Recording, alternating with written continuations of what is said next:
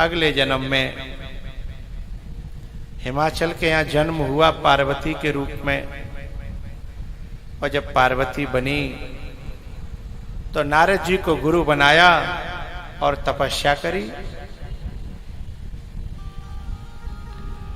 नारद जी को जब गुरु बनाया, तपस्या करी, तो वहां भी परीक्षा लेने के लिए बड़े बड़े संसारी और महात्मा भी पहुंचे। क्योंकि भैया बहुत से लोग कहते हैं ना कि भाई भगवान की भक्ति में कष्ट क्यों आते हैं। जो स्कूल में एडमिशन लेगा परीक्षा उसी की तो होगी। जिसने स्कूल में दाखिला ही नहीं लिया का बाकी परीक्षा होगी। तो एडमिशन लिया है उसी की परीक्षा होती है। तो भक्ति के मार्ग पे जो चलेगा परीक्षा उसी की तो होगी। पार्वती जी की परीक्षा के लिए ऋषि लोग आए। उन्होंने कहा, शैलजा यानी पर्वत की पुत्री, शैल माने पर्वत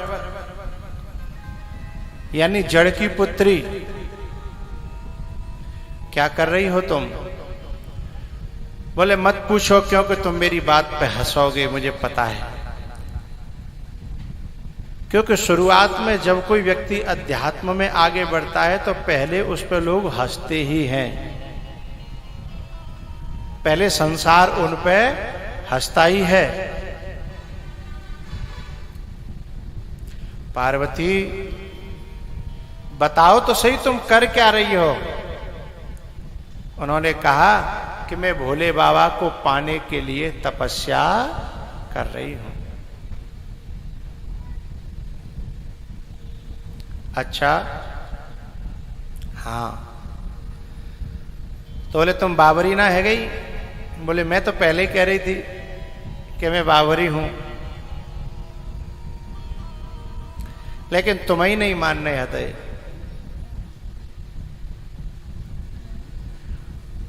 अरे जिसको पाने की तुम चेष्टा कर रही हो, पहली बात तो वाको पाए के करोगी कब? नंगो दड़ंगो, भांग पीवे वारो, जहर पीवे वारो, शमशान में रहवे वारो, न खेत न क्यार न जमीन न दुकान न मकान, बस एक बैल है,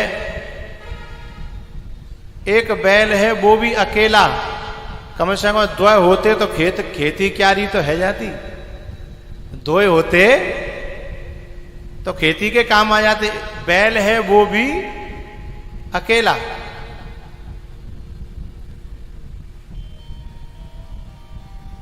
लेकिन एक संत बोले कि जे तो ऐसी शिक्षा दे कौन दई?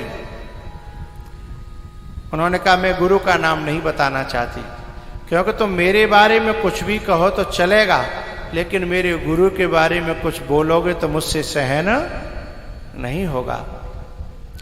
बोले नहीं नहीं, हम कुछ नहीं कहेंगे, तुम बोलो तो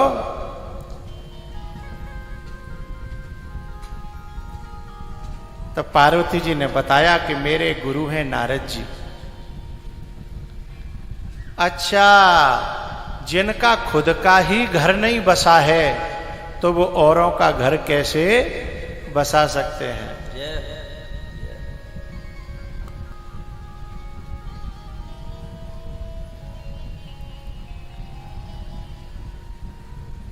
जब ऐसी बात संतों ने कही तो पार्वती जी को थोड़ा भीतर से आवेश आया और उन्होंने कहा कि आप अब आगे बढ़िए, आप संत हो, मैं आपको इसलिए सम्मान कर रही हूं। यदि आप संत न होते तो शायद इस बात का बहुत करारा जवाब तुम्हें प्राप्त होता। और सुनो, मैं कह करके नहीं, मैं कुछ करके दिखाऊंगी तो मेरे गुरु का सम्मान अपने आप बढ़ जाएगा। मुझे बहस करने की जरूरत नहीं है।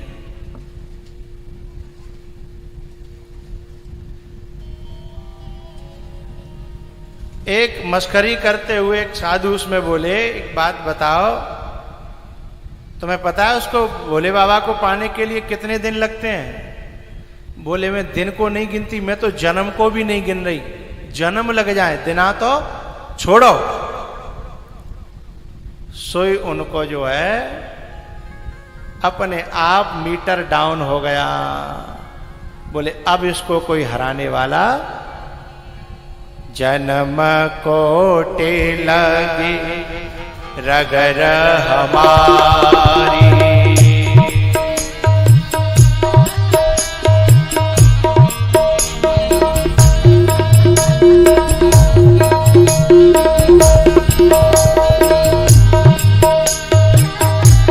जन्म कोटे लगे रगर हमारी।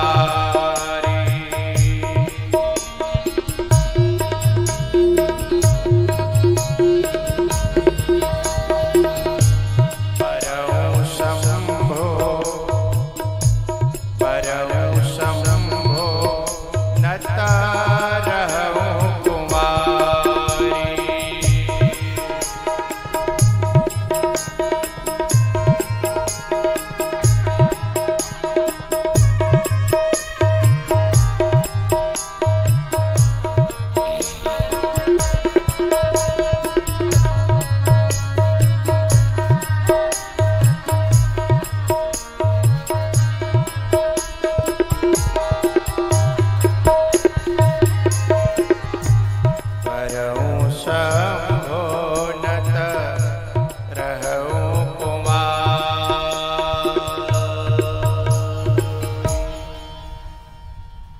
जन्म कोटे लगे रगर हमारी। भैया पार्वती जी ने कहा कि आप तो क्या, सारा संसार सारी दुनिया मिल करके यदि मुझे डिगाने की कोशिश करे तो भी मैं डिगने वाली नहीं हूं। तो अपार तपस्या पार्वती ने करके भोले बाबा को प्रकट किया और उसके बाद फिर भोले बाबा के साथ में पार्वती जी का विवाह हुआ।